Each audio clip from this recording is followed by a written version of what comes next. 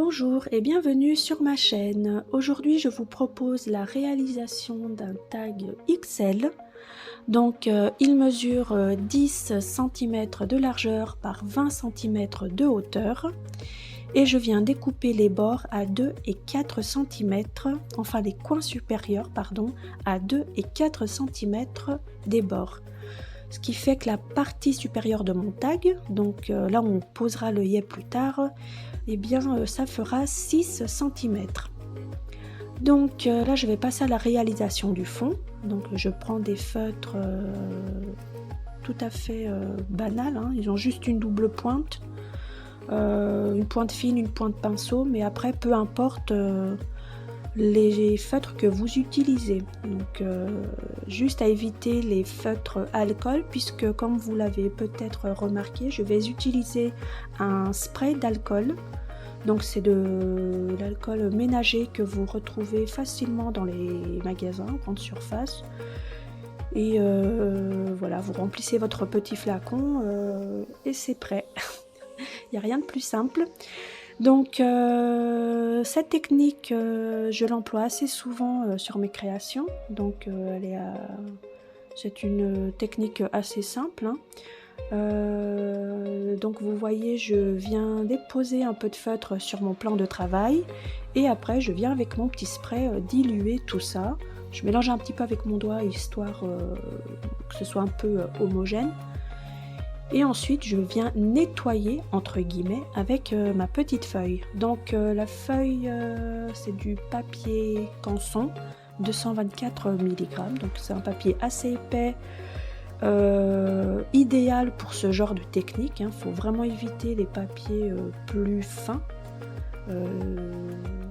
Déjà avec ce papier épais, la fibre du papier reste déjà bien imbibée, puisque c'est une technique où on utilise quand même pas mal de liquide. Donc voilà. À tester aussi, je l'ai fait sur des feuilles de papier aquarelle et ça a un joli rendu aussi, je trouve. Donc voilà, ne pas utiliser du papier trop fin, vous risqueriez d'avoir de mauvaises surprises comme cela a pu m'arriver au début. Donc là j'ai commencé par la couleur la plus claire qui était le jaune, je suis passée au orange et là maintenant j'utilise le feutre bleu clair. Alors les références de couleurs je ne pourrais pas vous les donner, à part que c'est du jaune, du orange et du bleu, puisque les feutres que j'utilise malheureusement n'ont pas de numéro ou de nom de couleur. Voilà, donc c'est vrai que c'est un peu embêtant si on veut faire un nuancier ou un tuto, mais voilà, après vous pouvez parfaitement prendre d'autres couleurs, hein. C'est chacun prend les couleurs qui lui plaît, et puis voilà. Donc là j'ai séché ma feuille bien comme il faut, puisque comme je vous l'ai dit avant, c'est une technique qui imbibe bien la feuille, vu qu'on utilise quand même pas mal de liquide.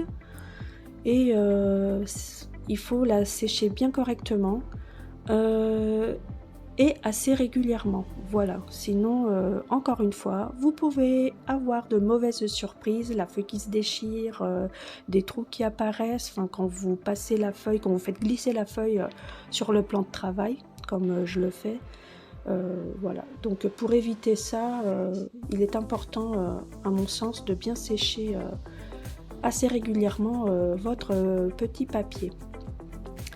Et puis je pense aussi que ça donne aussi un effet un peu de superposition de couleurs. Voilà, elles vont moins se mélanger et je trouve que ça fait quand même plus joli. Donc là je suis passée, je crois, au dernier bleu. J'ai dû utiliser 2-3 bleus différents, de teintes différentes. Donc je commence toujours de la couleur la plus claire à la couleur la plus foncée, donc parce que c'est plus facile de rattraper un travail que l'on trouve trop clair.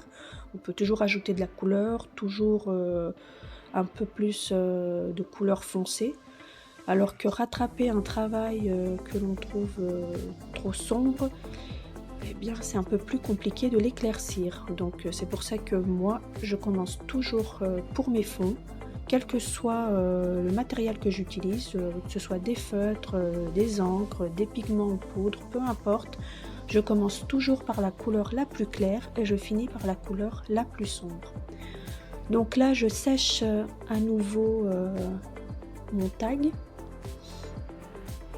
Et là, en fait, vous voyez, je manipule ma feuille un peu dans tous les sens, hein, délicatement. Parce que sous l'effet de la chaleur, ça gondole. Et je n'aime pas travailler sur des feuilles gondolées. Donc, j'essaye tant bien que mal de leur redonner un peu leur forme initiale. Voilà, pour moi, je pense que c'est plus facile de travailler avec par la suite. Donc là, je suis passée à la couleur noire. Donc, vous avez peut-être remarqué que c'est un feutre de calligraphie de chez Action. Mais le fait que ce soit un feutre calligraphie, ça n'a absolument aucune importance. C'est juste que j'ai essayé d'autres feutres avant, avec cette technique, et de feutre noir, avec cette technique, et souvent j'ai eu, une fois dilué, cet effet un peu bleuté, un peu violacé qu'on peut retrouver dans le noir. Et alors pas que je trouve ça très vilain, mais pour cette création, c'est pas du tout ce que je recherchais. Je voulais vraiment quelque chose de noir. Et le feutre calligraphie noir de chez Action, parmi tous ceux que j'ai à la maison, est le seul qui m'a satisfaite, voilà, pour cette création, pour cette technique, voilà. Donc là, je recouvre entièrement mon tag de noir. Donc ça va pas venir cacher les couleurs qu'il y a en dessous, même si c'est pas l'impression que ça donne comme ça à l'écran, puisqu'une fois que j'aurai séché ma feuille, le noir va s'estomper un peu et donc ça va plutôt faire comme un voile sombre par-dessus les autres couleurs, et c'était justement l'effet que moi je recherchais. Donc voilà, il sera pas aussi sombre que ce que vous voyez à l'écran. Donc là, je pense que je vais passer encore une ou deux fois, histoire de ne pas laisser d'espace trop clair. Donc même s'il y a des petites éclaircies par-ci par-là, c'est pas grave, hein.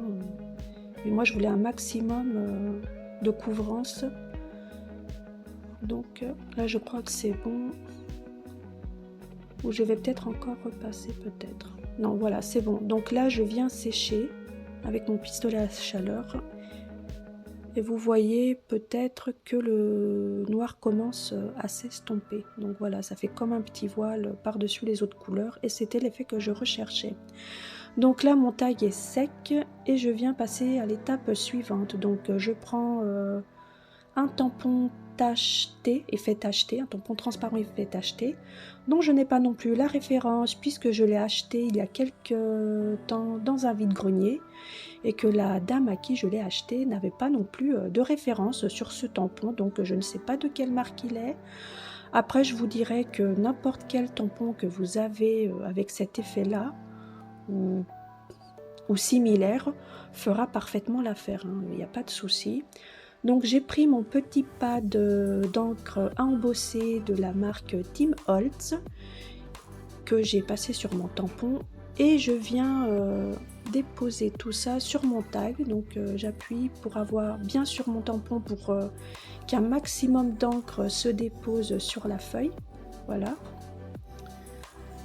Là j'essaie, oui. Là en fait j'ai vu que mon tampon n'est pas assez grand pour couvrir toute la feuille, donc je marquais un peu l'endroit où je devais tamponner à la base de mon tag pour pas repasser encore par-dessus ce que j'avais déjà tamponné avant. Donc là j'ai pris mon petit bac et ma poudre à embosser blanche de chez Artemio et je viens recouvrir mon tag. Donc là vous voyez les petites taches apparaître. Donc je recouvre bien tout mon tag de cette petite poudre blanche. Et ensuite, je vais venir avec mon pistolet à chaleur faire fondre la poudre. Donc là, vous voyez, je commence par chauffer en dessous, le dessous de la feuille, parce que des fois, sous l'effet du souffle du pistolet à chaleur, eh bien, la poudre, si elle n'est pas bien accrochée, c'était mon cas à moi, parce que je crois que mon pad d'encre arrive au bout de sa vie, donc pour éviter que la poudre s'envole, je commence de chauffer par en dessous, ça fait une première accroche, et après je finis de chauffer par-dessus. Donc là, ma poudre a fondu, et maintenant je vais passer à l'étape suivante. Donc je prends un pochoir que je fais moi-même, donc je n'achète pas de pochoir, je l'ai fait moi-même avec ma silhouette portrait et mon logiciel Silhouette Studio. Donc voilà, je fais mes pochoirs. Je vous expliquerai peut-être dans une autre vidéo ou à l'occasion. Et là, je prends une encre Inca Gold. Alors, c'est la deuxième fois que je l'utilise et j'ai bien aimé travailler avec. Donc, elle sèche assez vite, ce qui est bien pour... on n'a pas besoin d'attendre 3 plombes pour passer à l'étape suivante de notre création. Donc, et elle est assez couvrante.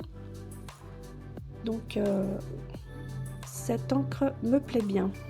Elle a une texture un peu crémeuse, enfin j'adore, franchement j'adore, et l'effet métallisé, je le trouve juste sublime en fait. Donc là, vous me voyez appliquer, alors la vidéo elle est en accéléré, hein, je ne travaille pas aussi vite, j'aimerais bien mais je ne travaille pas aussi vite, donc c'est juste parce que... Enfin, j'accélère tout le temps mes vidéos, sinon ça ferait des vidéos à rallonge, et il y en aurait, alors déjà celle-là, cette vidéo elle fait 42 minutes, un truc comme ça. Alors qu'au départ, elle en faisait 80 et des brouettes. Donc ouais, ça ferait de longues vidéos. Donc toutes mes vidéos sont en accéléré uniquement pour cette raison, voilà, pour faire des vidéos plus courtes. Donc là, j'ai fini d'appliquer mon encre Inca Gold avec mon petit pinceau et mon petit pochoir. Et maintenant, je viens avec ma colle coller mon tag sur de la cartonnette. Donc pour ce genre de création, alors les tags, les polas, les ATC, je mets toujours de la cartonnette au recto. Parce que je trouve que ça tient mieux dans le temps, ça apporte un côté... enfin, j'aime pas quand c'est juste la feuille, enfin je trouve pas ça très fini comme résultat. Ça, après c'est mon avis personnel, hein, chacun fait comme il veut. Moi je mets tout le temps de la cartonnette sur ce genre de création, voilà, je trouve que ça apporte un peu plus de tenue, de rigidité et, pour manipuler, parce que c'est ce genre de tag que des fois j'utilise comme marque-page ou que j'offre comme marque-page. C'est toujours plus agréable d'avoir ça en main que juste un bout de papier, voilà. Donc là alors c'est de la cartonnette, hein, vous l'avez remarqué, de récupération, donc boîte de céréales, boîte de purée, boîte de gâteaux, peu importe, hein, moi j'en ai plein le grenier, voilà, donc on est 6 à la maison, donc j'ai beaucoup de cartonnettes que je garde, voilà, pour ce genre d'utilisation. Donc maintenant je vais venir pour embellir un peu l'arrière de mon tag du papier craft. Je vais le coller en fait. Donc le papier craft que vous voyez, c'est simplement un bout d'enveloppe en fait que j'ai récupéré encore. Donc et je vais donc les enveloppes craft, elles ont généralement un côté lisse et un côté fibreux. Donc moi je préfère le toucher du côté fibreux, et donc là vous allez voir, donc là ce que vous voyez à l'écran, c'est le côté fibreux de mon bout d'enveloppe. Donc je m'arroufle avec, alors je le fais avec une équerre parce que elle me sert basiquement à ça, sinon avec un plioir ça le fait très bien aussi, ou autre chose, une règle, peu importe.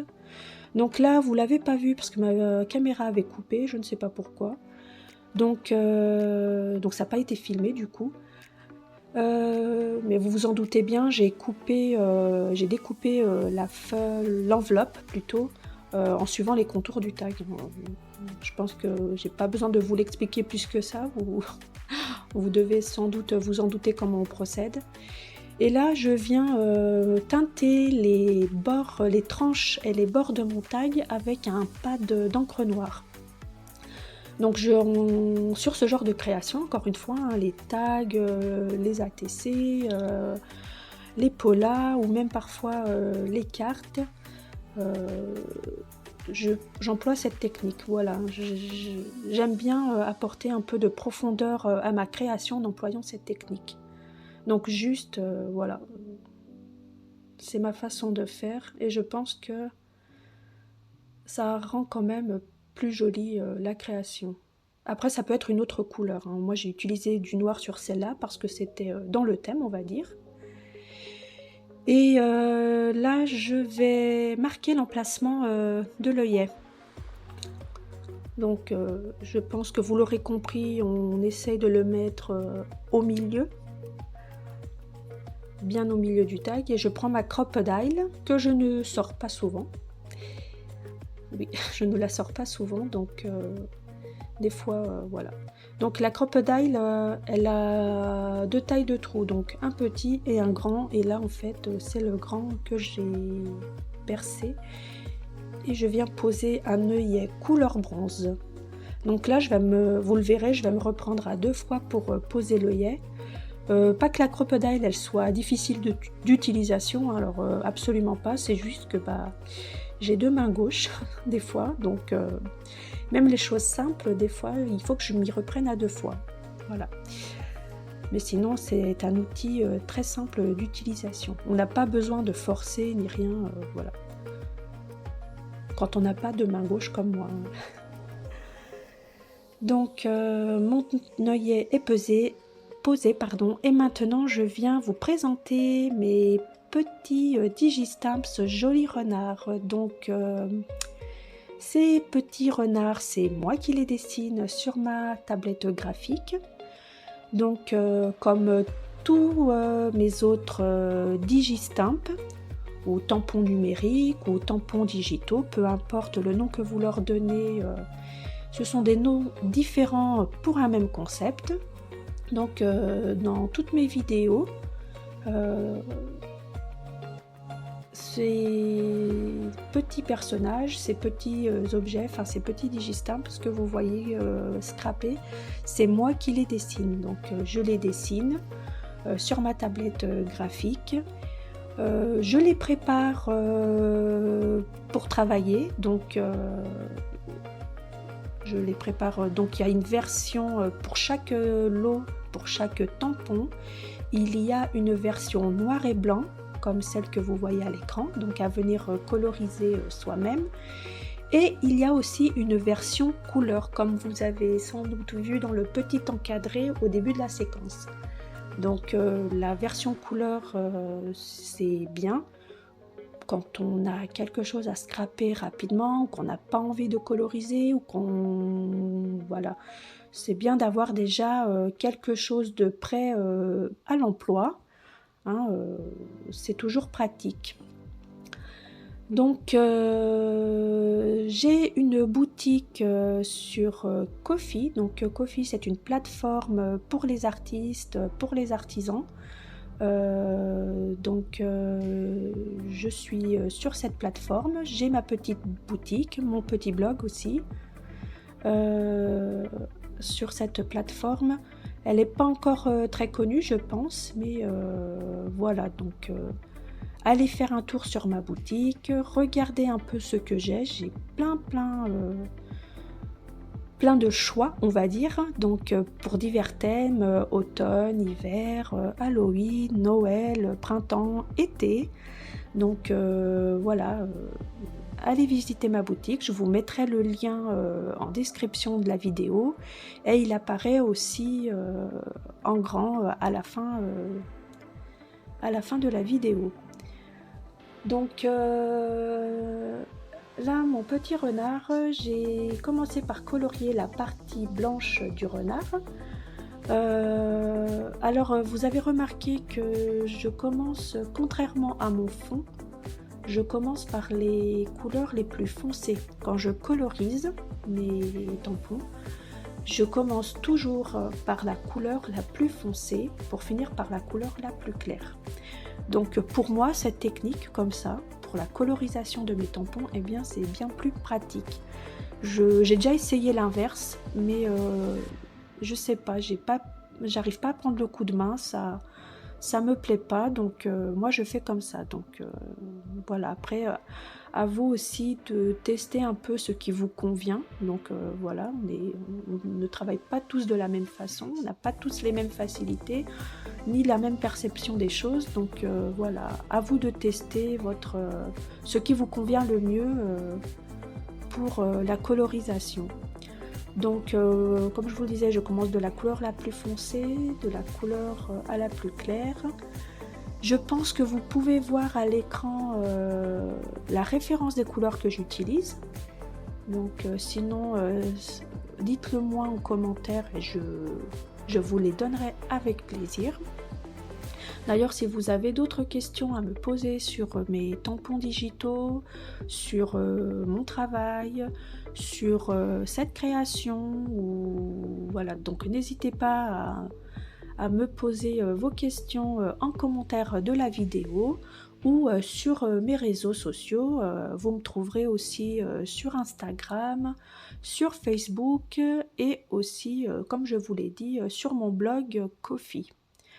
Donc là, vous voyez que je passe, alors c'est fait exprès, hein, sur les motifs floraux de mon petit renard. Donc c'est juste parce que j'avais pas envie de me prendre la tête à les contourner, voilà, à les éviter, c'est le motif floraux, parce que après vous faites comme vous voulez, hein. Si vous préférez en faire le contour, enfin les éviter, c'est à vous de voir. Moi je fais comme ça, c'est juste pour aller plus vite. Et vous verrez qu'après par la suite c'est pas plus dérangeant que ça. Donc là je passe à ma deuxième teinte de orange. Alors vous verrez que mon fondu, malheureusement je l'ai pas bien réussi, parce que je pense que j'ai dû me planter dans mon nuancier, enfin j'ai pas compris, c'est pas grave. Donc je vais y repasser 2 fois pour essayer de refondre tout ça un peu plus harmonieusement. Mais bon, après le résultat final il me déplaît pas, donc voilà, ça il restera comme il restera, ce n'est pas grave, ça ne me dérange pas. Donc là vous voyez que je vais repasser pour essayer de... Alors autant que le dessin pour moi ça ne me pose pas de problème, que la colorisation, j'ai toujours avec certaines couleurs j'ai du mal à visualiser un peu le résultat que j'aurai, même avec un nuancier, même avec des essais. Il y a certaines couleurs, je ne sais pas pourquoi, avec lesquelles j'ai du mal à travailler, et je me rends compte que le orange en fait partie. Donc, mais ce n'est pas grave, voilà. Donc là, mon renard est colorisé, enfin du moins dans le plus grand ensemble, et avec mon feutre Paper Mate, je viens colorier le museau, son petit œil et le bout de ses oreilles. Donc vous pouvez le faire aussi avec un feutre à alcool noir, c'est juste que les pointes elles sont pas très fines des feutres que j'ai, donc pour faire ce petit détail j'ai préféré prendre un feutre avec une pointe un peu plus fine. Il y a juste le bout de l'oreille que j'ai fait avec un feutre à alcool pour apporter un peu de... pour pas que ce soit vraiment tout noir et qu'on ne remarque pas les détails de mon dessin. Donc là maintenant vous voyez que j'ai repris les feutres du début de la vidéo. Donc pareil, hein, comme je vous le disais au début de la vidéo, ils n'ont pas de numéro de couleur, ils n'ont pas de nom de couleur, donc Voilà, j'ai pris un vert, non 2 verts, un vert foncé et un vert clair, et après différentes teintes de jaune, enfin de jaune, marron. Donc là j'ai fait la base de mes feuilles avec le feutre vert foncé, et là maintenant je suis passée au feutre vert clair.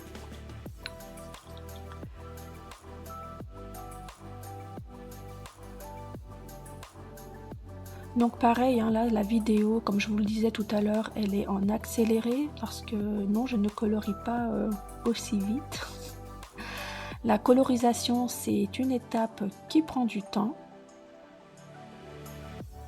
Donc on le met en accéléré, du moins moi, pour faire des vidéos plus courtes. Donc là j'ai fini de colorier les feuilles de mon renard, et maintenant je vais passer à la colorisation des fleurs. Donc là je vous dirais que cette couleur c'est entre un jaune ocre marron très clair, enfin c'est ça qui est embêtant, il n'y a pas de numéro, donc même moi je peux pas vous dire exactement c'est quoi comme couleur. Donc juste que je commence de la plus foncée à la plus claire. Donc là c'est déjà une autre teinte dans les tons, on va dire jaune foncé, ocre, voilà, dans des tons comme ça.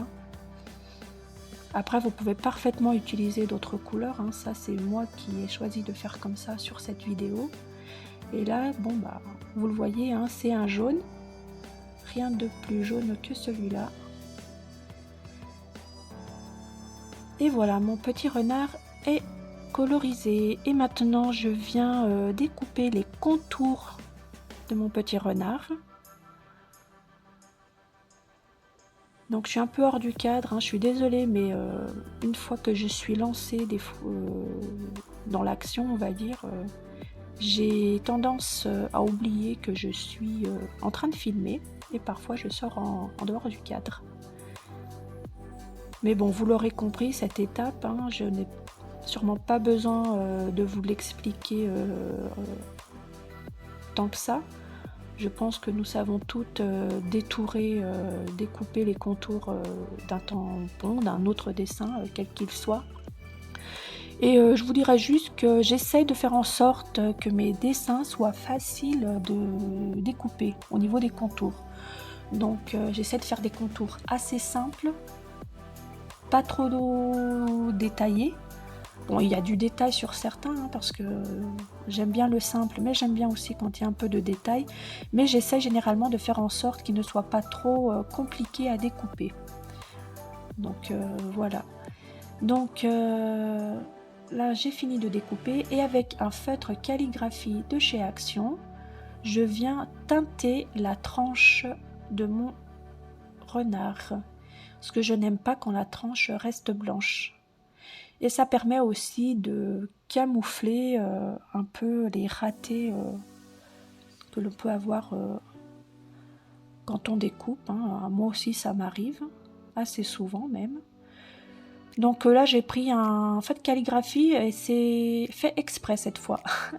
Enfin, l'autre fois aussi c'était fait exprès, mais là c'était vraiment... je pense que il est mieux de le faire avec un feutre pointe carrée. Ça tient mieux, on dérape moins qu'un feutre à pointe ronde, on va dire.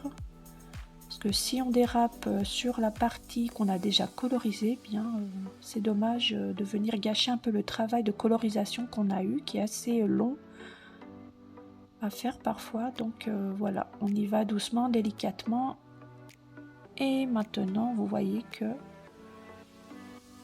la tranche est teintée.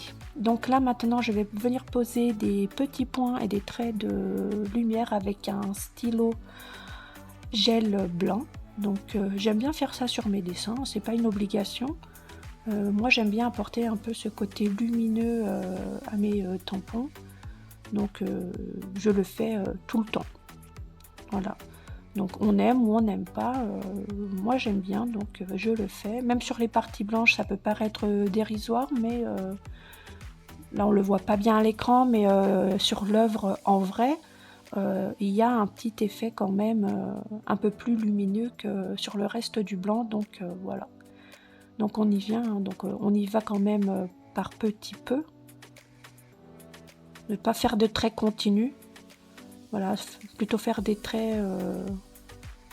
Laissez glisser votre stylo. Hein, là où ça prend, ça prend. Là où ça ne prend pas, ça ne prend pas. Voilà, comme ça. Et mon petit renard est prêt pour la suite. On va le mettre de côté. Et maintenant, on va passer à la réalisation de la lune. Donc là, j'ai mis un bout de scotch à l'arrière de la lune, pour la maintenir en place sur le plan de travail. Et je vais venir teinter la lune avec des encres. Donc celle que vous voyez à l'écran, c'est une encre Aurore de la marque Easing. Parce que j'avais pas de jaune. D'habitude, je travaille plus avec des Distress ou des Stampin' Up. Mais j'avais pas vraiment de jaune clair en fait. Donc c'était le seul jaune clair que j'avais. Et ça fonctionne bien, enfin il s'harmonise bien avec les encres de la marque Distress. Donc je pense que vous pouvez plus ou moins voir le nom des Distress que j'utilise. Donc le rose que vous avez vu précédemment, c'est le Saltwater Taffy. Celui-là, c'est un violet Dusty Concorde. Et maintenant, je passe au gris Hickory Smoke, qui arrive lui aussi au bout de sa vie, je pense, parce que j'ai un peu du mal à aller chercher les pigments. Donc, vous voyez, là, j'ai un peu de mal. Donc, il va falloir sûrement que j'achète une recharge ou un nouveau pad, à voir.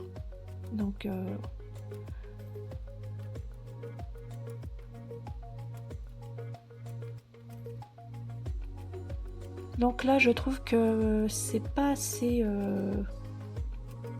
assez intense comme couleur, donc je vais revenir avec les mêmes couleurs, repasser par-dessus pour que ce soit un peu plus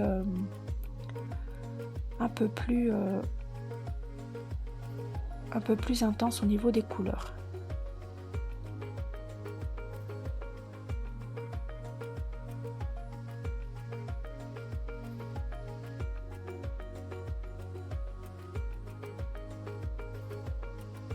Donc là j'ai fini et je vais passer à l'étape suivante. Donc j'ai recollé ma lune mais sur une feuille cette fois. Et j'ai pris mon tube de peinture acrylique blanc nacré. Donc je vais passer cette peinture acrylique blanc nacré sur l'ensemble de la lune. Je vais tout recouvrir. Et en fait, cette peinture acrylique blanc nacré, elle a un effet de transparence. Donc ça ne va pas cacher le travail que j'ai fait avant. On le verra par transparence. Et ce qui est bien alors, avec cette technique que je teste pour la deuxième fois, c'est que il y a quand on place notre élément quand on joue avec notre élément sous la lumière, c'est un peu cet effet holographique, métallique. J'aime beaucoup l'effet, vous le verrez, je vous le montrerai. J'aime beaucoup l'effet que ça donne au final. Donc là, je rajoute un petit peu sur les bords.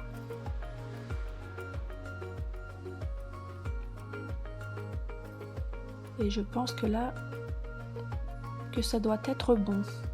Donc je ne sais pas si vous voyez un peu l'effet que je vous expliquais à l'instant. Donc là, je vous le remontre. Voilà, ça fait cet effet-là et franchement, j'adore.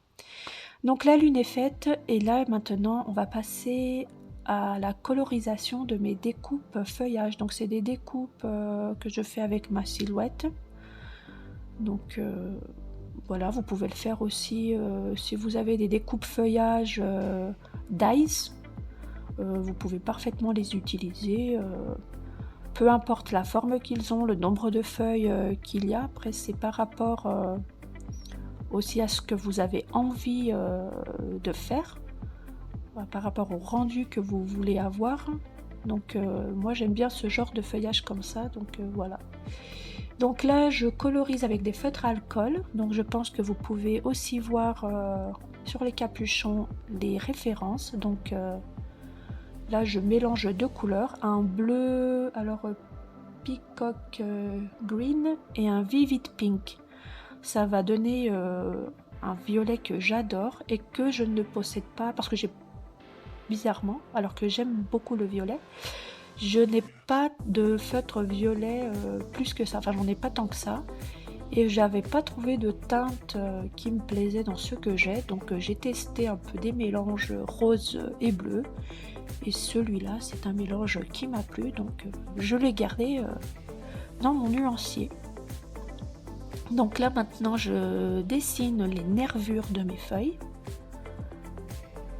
avec un stylo gel blanc, le même que tout à l'heure. Hein.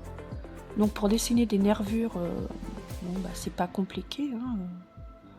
Je pense qu'on arrive tous à le faire.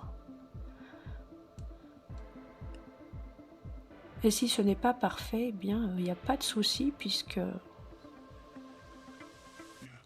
quand c'est trop parfait, eh bien je pense que ça manque aussi un peu, ça manque un petit quelque chose de personnel, voilà. Donc là je vais faire l'ensemble des feuilles, c'est terminé, et maintenant je viens les coller sur mon tag. Donc avec de la colle blanche, hein, toute simple, de la colle de Loisirs Créatifs, vous les trouvez facilement en magasin. Là je les ai juste transvasés dans des petits applicateurs à pointe fine, c'est plus pratique pour coller des petits éléments de mon point de vue. Donc là je viens placer les feuilles à des endroits bien précis de mon tag. Donc sachez que moi j'ai une petite technique, je ne l'ai pas filmée, mais avant cette étape, j'ai placé mes différents éléments sur mon tag, donc les feuilles, la lune, le renard et les étiquettes, que vous verrez après. Et j'ai pris, une fois que j'étais satisfaite des emplacements, je l'ai pris en photo. Et en fait, là, ce que vous me voyez faire, je suis la photo que j'ai prise précédemment, donc sur un deuxième téléphone. Donc voilà, c'est une technique que j'utilise aussi très souvent. Donc voilà, petite astuce à prendre ou pas, comme vous voulez. Donc, mais ça permet aussi après d'éviter des ratés. Bah non, finalement, je voulais pas le mettre là, le renard, je voulais le mettre ailleurs, et puis c'est collé, puis c'est trop tard, et puis bah, soit on recommence, soit on fait avec.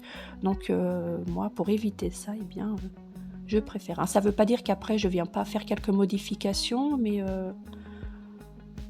voilà, ça donne une idée un peu de ce que je veux et de ce que je veux faire. Donc là, je reprends mon petit renard et je vais coller des bouts de cartonnette à l'arrière. Parce que je veux que mon renard, comme la plupart de mes créations, soit un peu en relief. C'est-à-dire que je veux donner un peu cet effet de 3D à ma création. Donc vous pouvez parfaitement prendre des mousses 3D. Mais alors prenez-en des mousses 3D, mais de bonne qualité, hein, parce que ça peut, avec le temps, se faire à la malle, quoi. Ça m'est déjà arrivé sur des créations d'avoir mis des mousses 3D de pas très bonne qualité et que ça tienne pas, que les éléments ils tombent, et puis c'est franchement décevant et désagréable. Et puis une fois sur un groupe Facebook, alors je sais plus lequel, il y avait un des membres qui procédait comme ça, et j'ai pris cette technique qui me plaît bien. Donc elle est un peu plus fastidieuse parce qu'il faut couper les bouts de cartonnette, il faut les couper à la bonne taille, il faut les coller. Si on veut plus ou moins de l'effet 3D, eh bien, va falloir ajouter 2-3 morceaux de cartonnette les unes sur les autres. Hein. Vous voyez que j'en mets 2 bouts de cartonnette l'une sur l'autre. Mais c'est un peu plus long, mais je préfère cette technique-là qu'à la mousse 3D en fait. Voilà, tout simplement. Après, vous faites vraiment comme vous voulez. Donc là, on arrive bientôt à la fin de la vidéo. Donc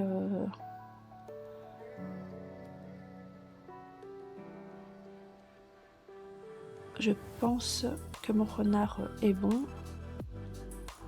Donc là, je ne l'ai pas montré parce qu'encore une fois, ma caméra avait coupé, mais j'ai collé la lune. Hein, donc la lune, je l'ai collée directement sur le tag, hein, sans rien mettre du tout derrière.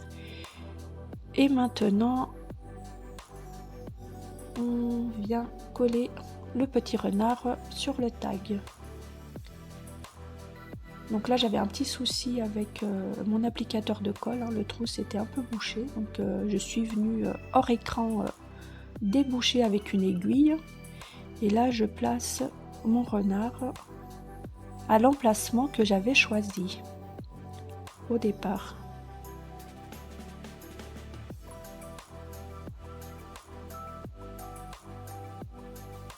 Maintenant, je vais coller les petites étiquettes. Donc, je rêve au clair de lune. Voilà, c'est les étiquettes, j'ai écrit à la main. Rien de bien extraordinaire. Et je les colle à l'endroit où j'avais prévu de les coller. Voilà, donc mon tag est bientôt fini. Il ne manque plus que le petit bout de ruban. Donc j'ai pris un ruban de la couleur qui, je pensais, s'harmonisait le mieux avec l'ensemble de ma création. Donc c'est un ruban bleu nuit. Je viens le mettre sur mon tag. Et voilà, mon tag est terminé. C'est la fin de la vidéo. J'espère qu'elle vous a plu. Excusez les petits bafouillages que j'ai pu avoir, mais c'est la première fois que je parle dans une vidéo. Donc voilà. Donc je vous laisse avec la présentation de mes tags en photo. Voilà. À bientôt et merci de m'avoir regardé jusqu'au bout. Bye bye.